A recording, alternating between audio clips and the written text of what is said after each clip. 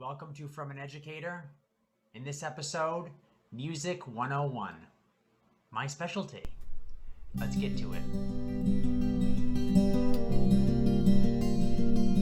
So welcome back to From an Educator. I'm Mr. James, an educator, and I'm excited about this episode. Although this week I've had so many ideas for episodes that I have a backlog now of things that we need to talk about.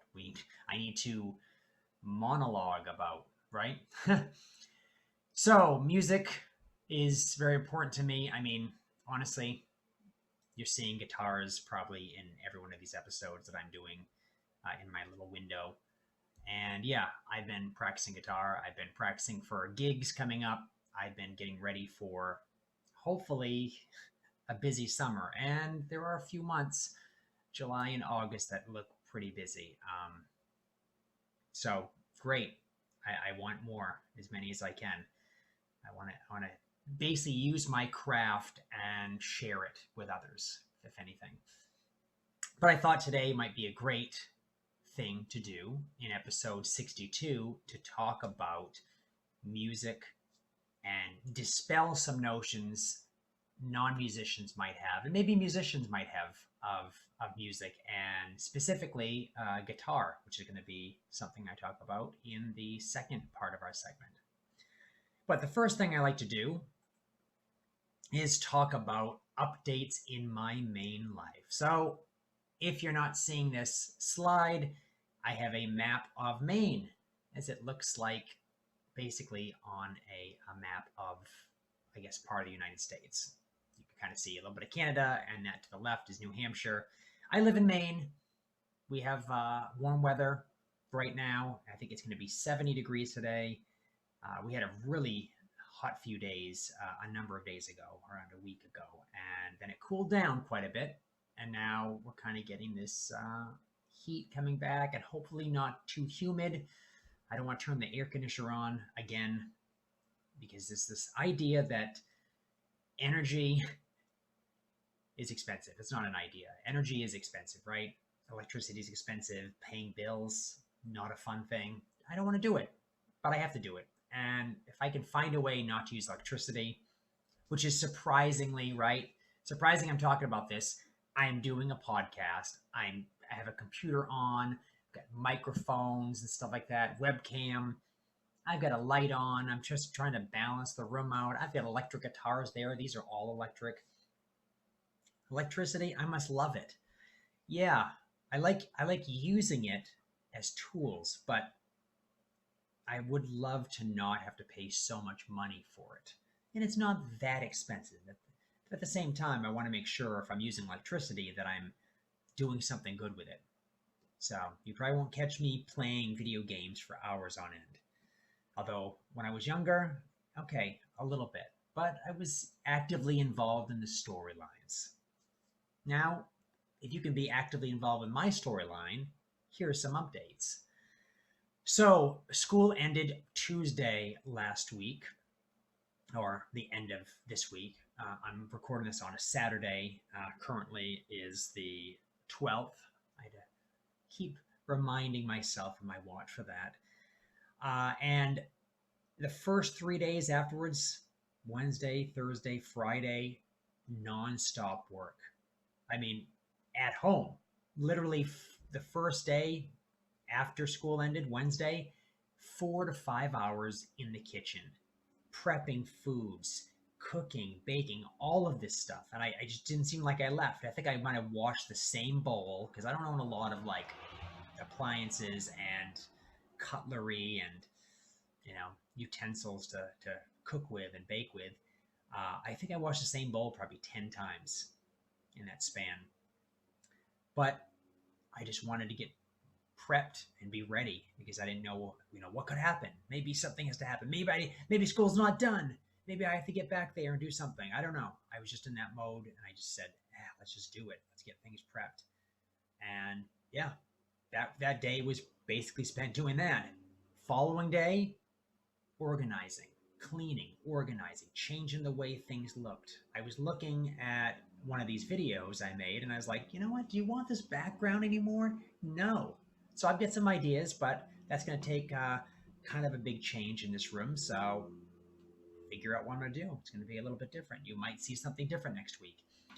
And that was basically Thursday, changing a lot of things around. And Friday, did a little bit more of that same exact thing. In fact, I cleaned up a lot of different things in a basement, and it was just something I needed to do for a while. I've been looking at that as I mentioned before. I wake up very early in the morning, and I'm in a basement for an hour and a half or so, so I get to see what I need to work on. And since I don't want to do something like that at 5 a.m. in the morning, I had a lot of backlogged ideas, and I was finally able to do some of them.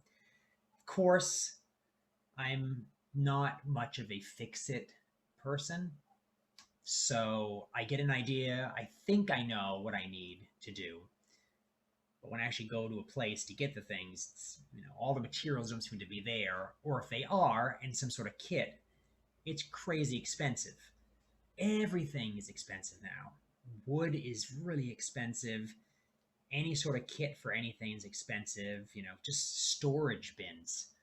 The fact that you need so many of them, and just the things to hold them on, these tiers, they're expensive. Everything's so pricey. But I think that's the world now. You have to kind of go with that. And I get into projects and I like to see them through, so I have to spend a little bit of money. I haven't looked how much I've spent these past few days, but I'm gonna probably do that tomorrow and cry a little bit. No. Thing is, I'm trying to get as much work as I possibly can so I can do these projects. So in the fall, when everything hits with double the amount of students, double the amount of issues with everything else that possibly could happen, I'm ready, because then I have home base taken care of. Nothing worse than coming from work, which could be a mess, to a home that is a mess. You want a place that's your sanctuary, basically. You want your castle to be neat and organized. You want to feel comfortable there. And just trying to do that, just trying to figure out what I need to do. But houses are money pits. You probably knew that already. So the other big thing in my life right now is my calendar. I mentioned that earlier. My calendar is crazy. There are more things popping up all the time that I have to do that are not gigs. So I'm not all that excited about. But there were things that I had planned out. I just haven't put into my calendar yet. And I finally was able to do that. And it's looking like my Google Calendar is a rainbow of events. And yeah, I've got to get a jump start on that. I wish I could be playing guitar all the time, but I can't. I have to schedule that. Actually, practice I have to schedule. And my own personal practice, not with a band, just my own practice. I have to schedule that, because everything else is just, everything's up in the air, or everything's down on a calendar somewhere that I have to follow. Anyways, that's my main life. COVID-19 right now seems to be going down further. At least the numbers are, around 50 or so a day of people being infected. And I'm hoping things are going to get better. They said in the fall, our schools will open up full time for everybody. And that, of course, we've talked about that challenge, but we'll get more worried when we get there, right? Right now, summer has started, so I've got other problems to deal with.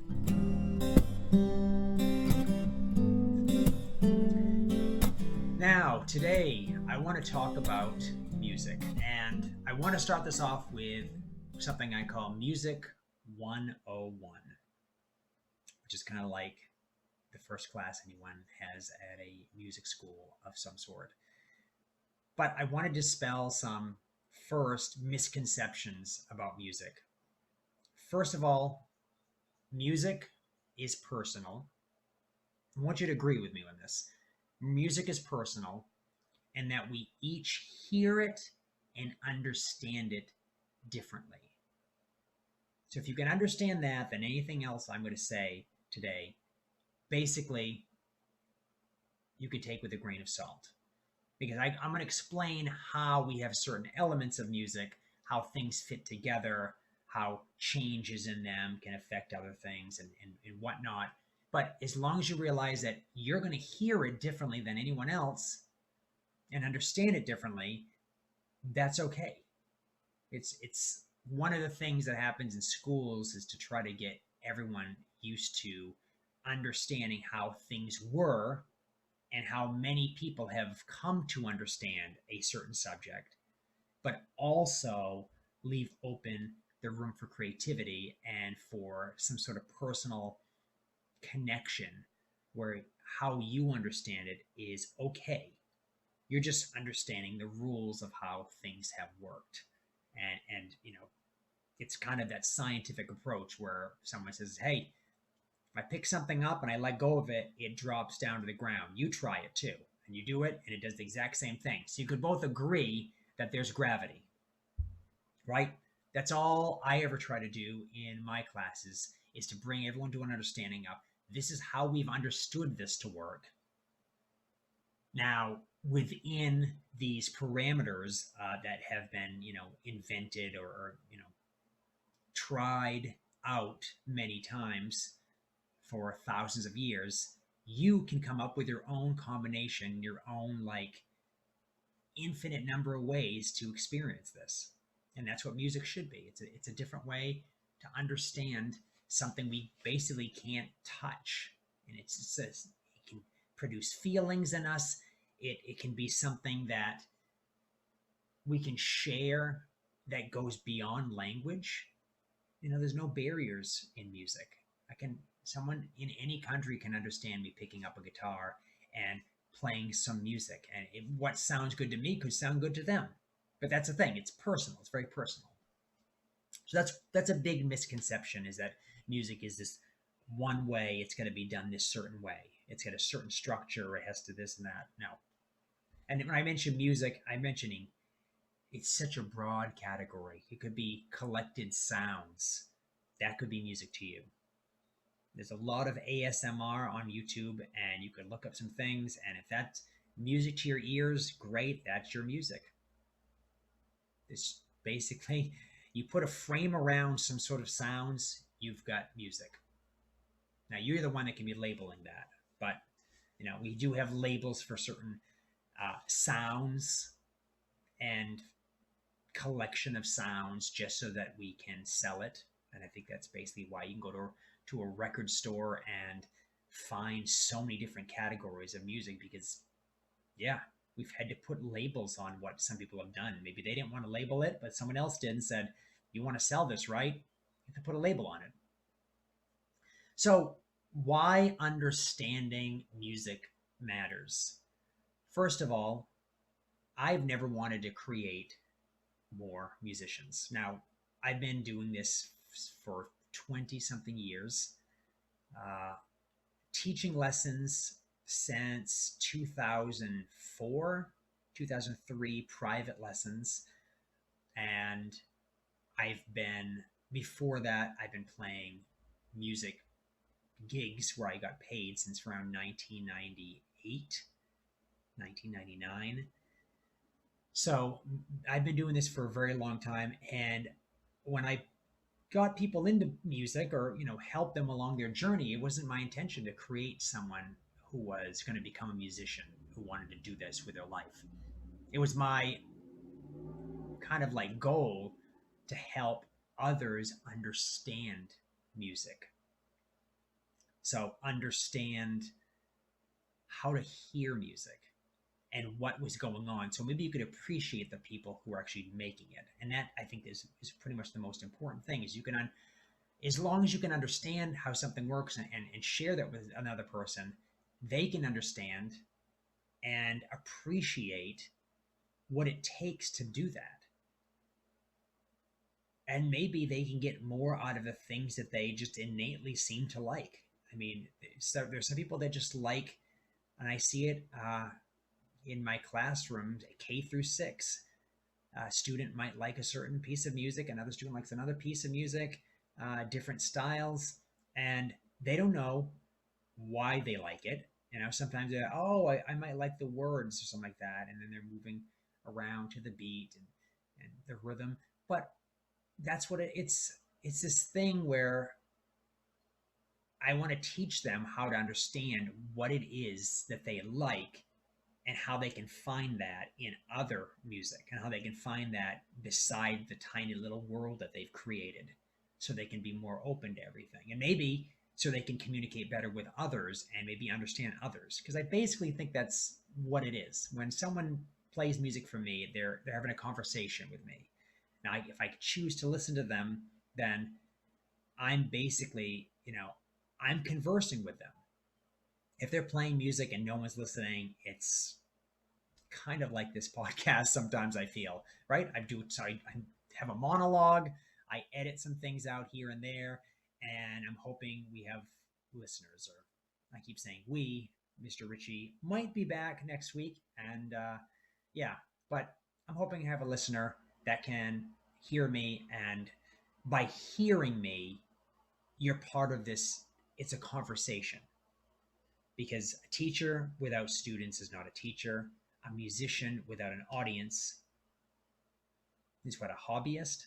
We say I'm a musician, but if you're not sharing your gift and kind of like allowing others to hear it and to somewhat benefit from it, I really feel you're probably not a musician. You have a hobby of playing around with sounds, and but that's okay. That's perfect. That's great. And that's the thing. I never wanted to create musicians. I wanted to have everyone understand music. If you want to use music for something, great, you can do that. If you become a musician and you're doing this as a job, that's another great thing. It's all up to you. But it really matters is that you understand music.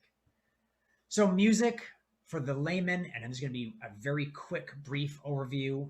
Music is imagined sounds and the phenomena basically regarding sounds uh, as certain entities that we work with.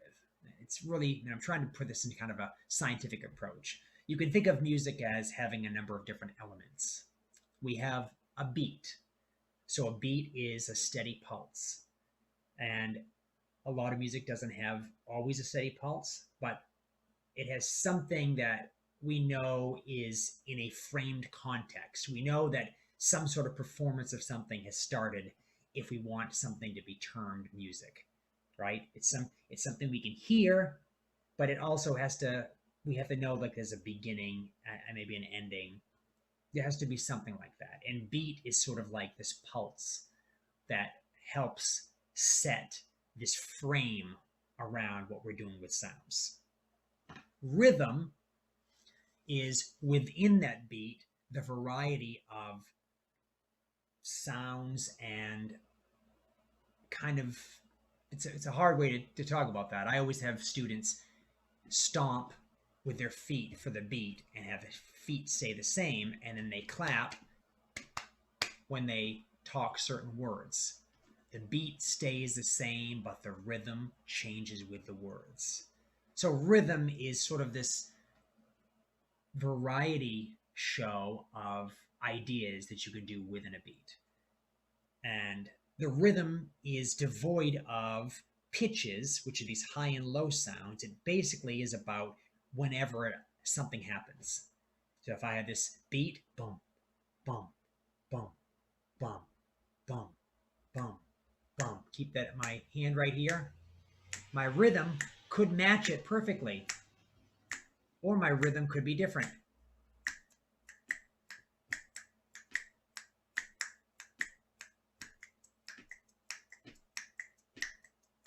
And you can play off the beat, basically.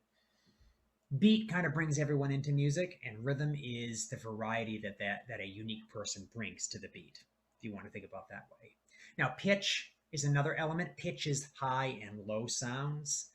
And basically, that's what we make. I mean, high and low. I think of high, really high notes, and low.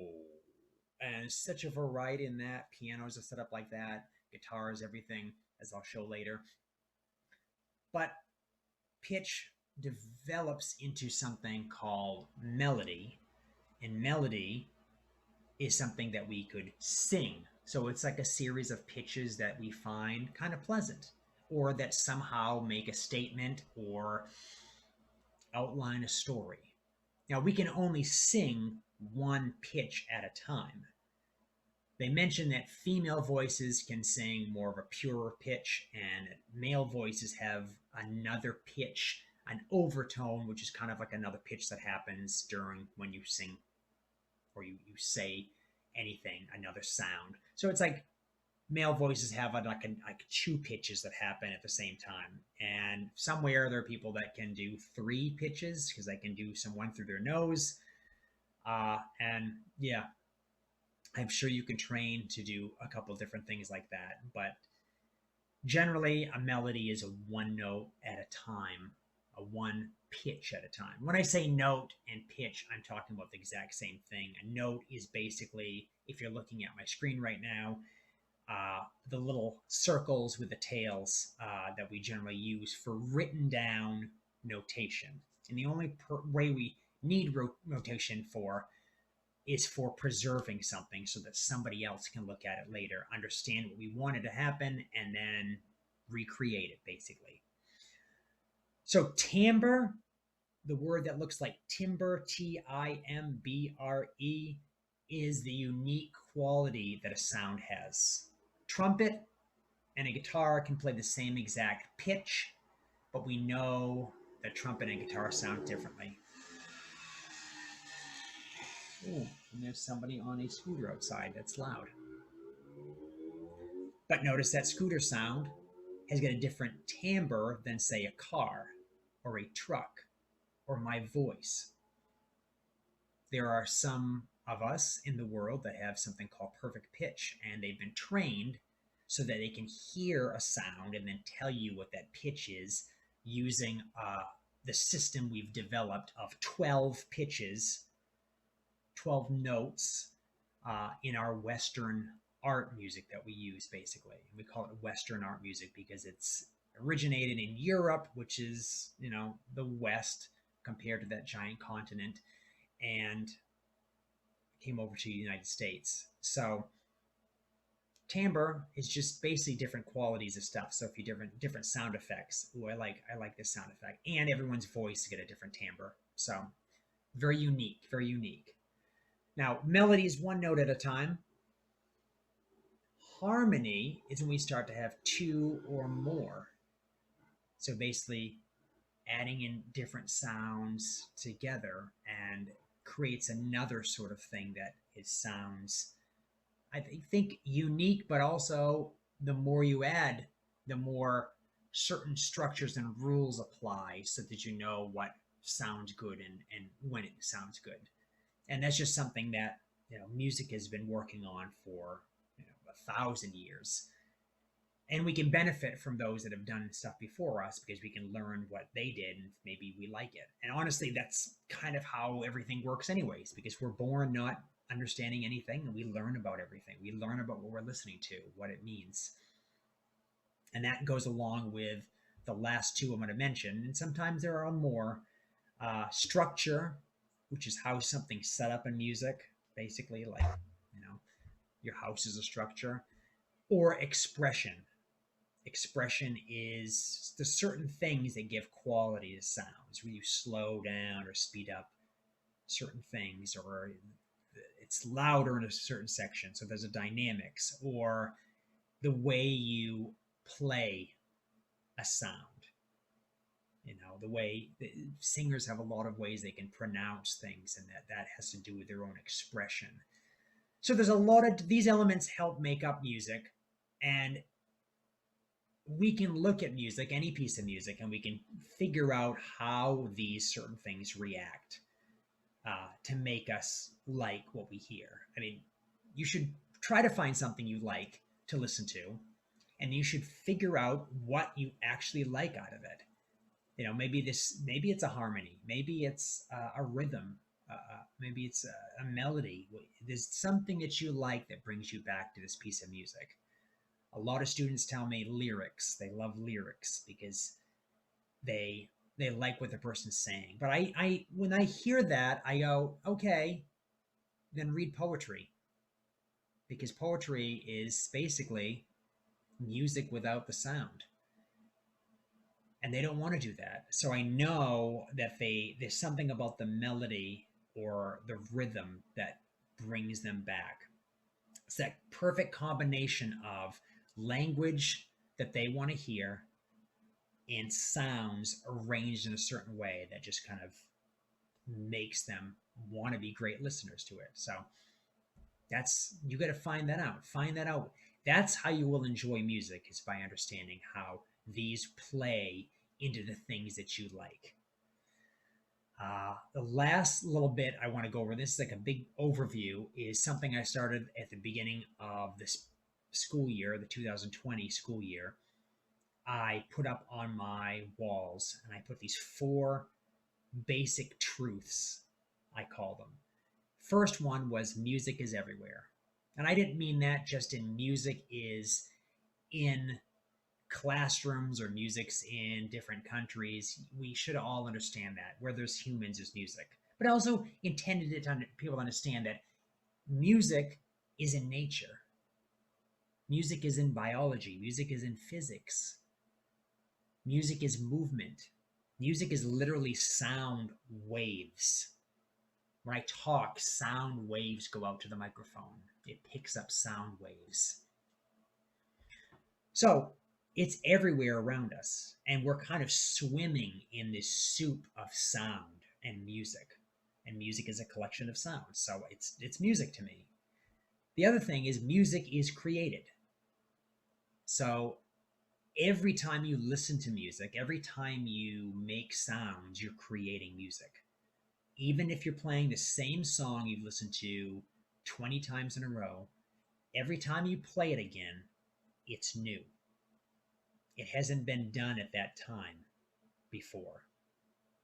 We're moving forward in time, and everything we do is something brand new all of the time. That's a really difficult concept for those to understand, for a lot of people to understand. I did a linguistics class before, and they mentioned that every time we talk, we say something new. Even if we say the same things, even if we say it with the same inflection, we do it a little bit differently, and it's new, which is amazing. Our brains are amazing. So we're always creating music. It's always new. How you listen to something is different the way you listened to it a few moments ago. Think about that. We're always making music. The thing that you hear when someone takes a violin out and plays in front of you and plays a melody that maybe they've memorized for the past, they've had it down for 10 years. Yeah, that's music. But your simple act of breathing and your heart beating and stuff, that's also music. You're creating music too. So finding things that you associate with, that you feel for, that's basically should be your goal in music. And any musician I know, when they finally get to that master phase of what their instrument or whatever their craft, they basically turn into that person that's looking only for those satisfactory sounds. It doesn't even matter about their instrument or whatever they do. It's about enjoying that journey for these sounds that are more than us. So that's kind of the apex of everything. Last two, music is preserved. If you can't see the screen, there's music notation on that, some sort of things probably from the 1800s, but that means music can be preserved and last longer. So that basically, right now I can record things, I can send someone a digital file, they can listen to it. There you go. Pretty simple. I don't have to write down music anymore. But if I write something down and send a file they can hear, then they can look at it and follow along to the music I made, which is going to be a lot easier because it gives them sort of a template to follow. Written music is a little bit difficult to get into understanding, but once you do understand it and can read it, it's perfect. It's a perfect way to preserve what someone else wants.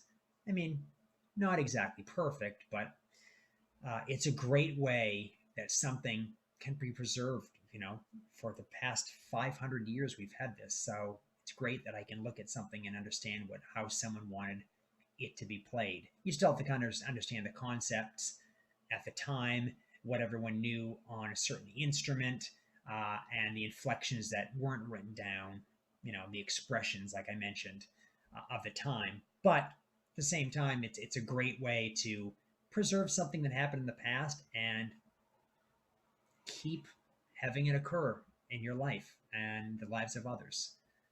Last thing, music is emotional. Music is emotional.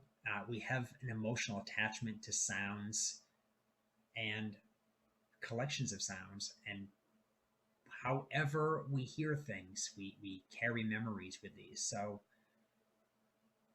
having an idea of how you react to certain sounds and using those sounds to help get a reaction out of yourself, I think is a very powerful thing.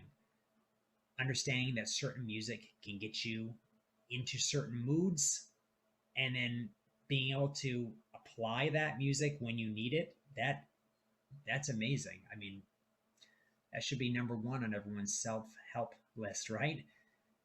So that's my big overview of music. I didn't want to get too scientific and more and psychological, but I tend to do that anyways. But hopefully that makes things seem a little bit easier to understand.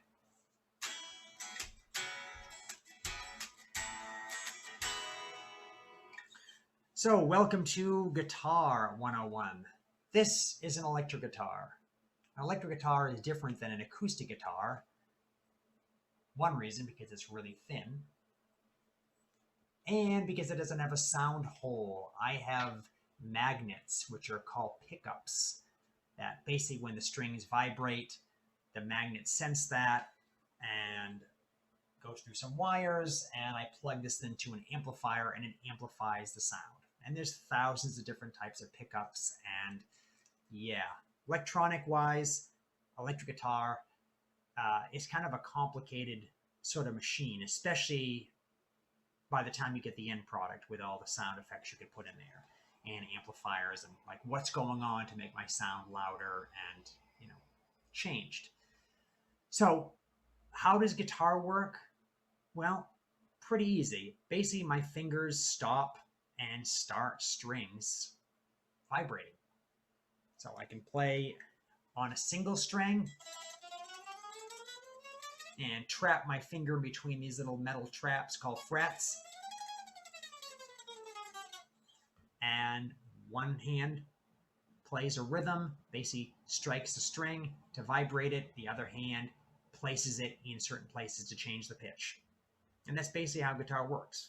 Each one of these strings is a different thickness. It goes from a thick one that's on the bottom, which is close to my head, to the tiniest, thinnest string, which is towards the floor. And each string has its own little sort of character, but they're also tuning, which means how hard they're stretched, basically, in a certain way so that I can make patterns with my fingers. So, and we would call that something like chords, because they're basically harmonies. So guitar could seem like it's an enigma, right?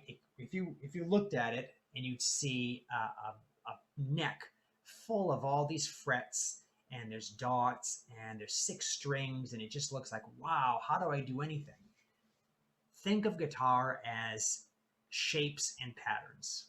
So my thumb is going to be on the back of the neck of the guitar, so I have 4 fingers to play with. So if you can think of combinations you can make with 4 fingers, you can basically have all the patterns you need to practice getting your finger dexterity and coordination around the neck. And basically, the neck is our play area on the guitar. Even though we do use a hand to play the string, to set it in motion to vibrate, the real play area is on the neck, where we move our fingers around to basically change pitches, change harmonies, basically more than one string at the same time, and change how things sound. So it really does involve a lot of listening. There's pretty cool things you can do with guitar. You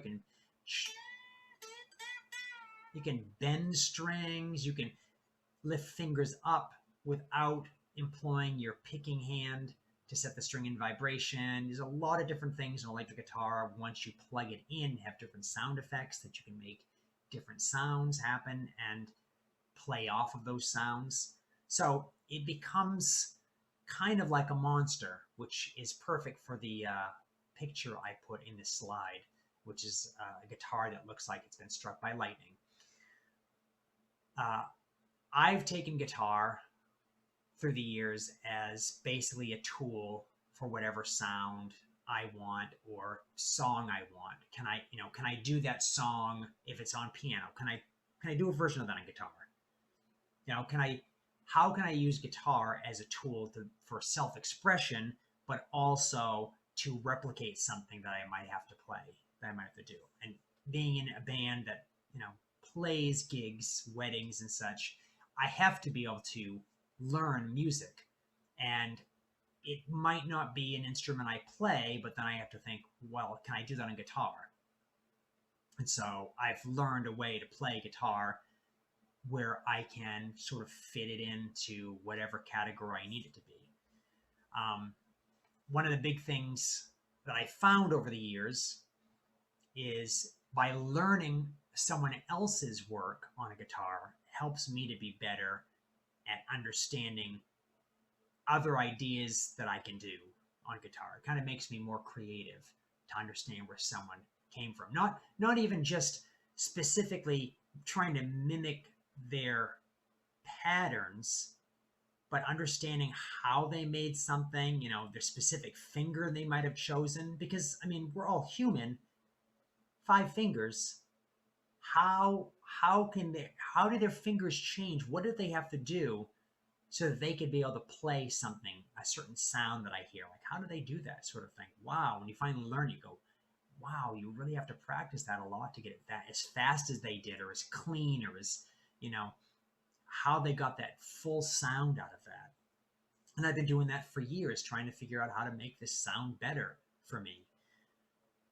If you wanted to learn guitar, the best thing to start is, it doesn't matter what you have, but starting on a single string and being able to get this, placement of your fingers down and being able to, think of ideas. Can you shake the string? Can you slide your finger up and down the string? Can you play something and then pull your finger off? Can you put one finger down and slap another finger up? There's all these different things, hammer-ons, pull-offs, slides, vibrato, legato, all these words that describe basically what you could be, noodling around with. And that's a thing they like to talk about all the time in music. You're noodling. So you're trying to figure ideas out. Get anything with a string and noodle. See if you can make a sound that's in your head. See if you can make something that sounds like it'd be a melody you'd want to sing. That's how you learn guitar the best. Buying a book that tells you how to place your fingers in certain positions. Now that can be great, but if you don't do any of the noodling and any of the personal exploration of something that is like alien to you, then it's going to be hard to like really develop on this a personal voice so that you want it to be, a tool rather than something like, oh, I do this as a hobby on the side. You want it to be a tool that you can use to like really do stuff with. So learning music options. I wanted to mention that in this slide, which was there's ways to learn guitar that are different than other instruments. So we don't have to use standard notation.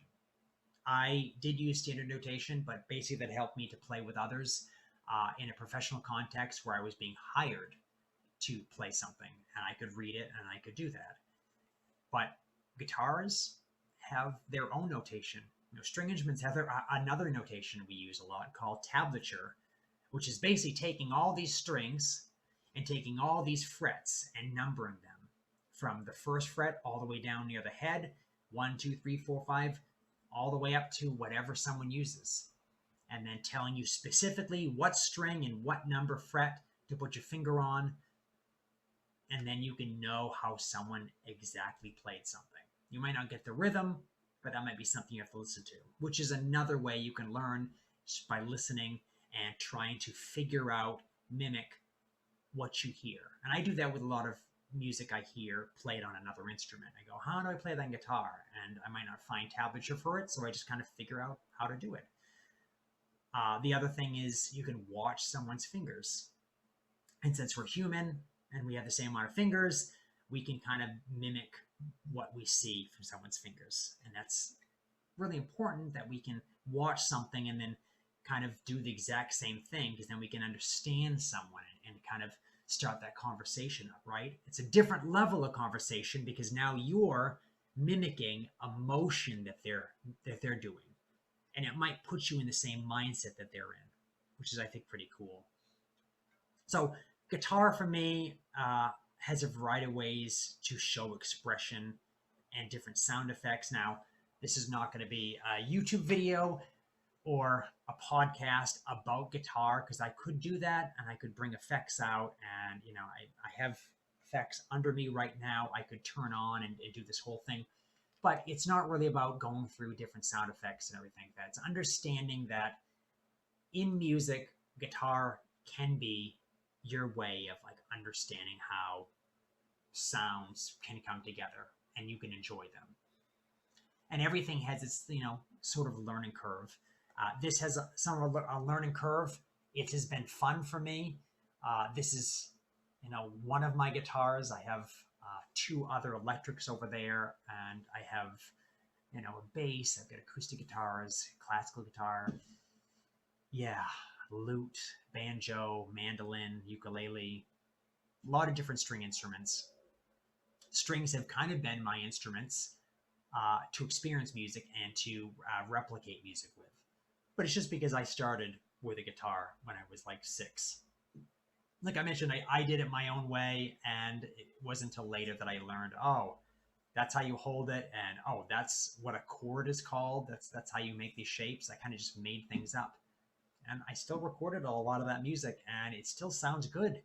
Today I listen to it, I go, wow, I would have not thought about that and thought about playing something that way if I knew then what I know now. So, really interesting thing. So, if you want to try guitar, it's a great way to experience music and kind of understand how you can play a role in making sounds that you like. So today's 60-second rant is called Teaching Private Lessons. Basically just that. So I've taught private lessons for almost 20 years now. I think 2003, 2004, I was first time. And private lessons for me was a chance to get to know other people and their journey in music. And yes, it started with guitar. Somebody learned about that I played guitar and says, hey, can you give me some private lessons? Okay, great. And it became somebody I was friends with, and I helped them with their journey. I got to learn what they like, music styles and such.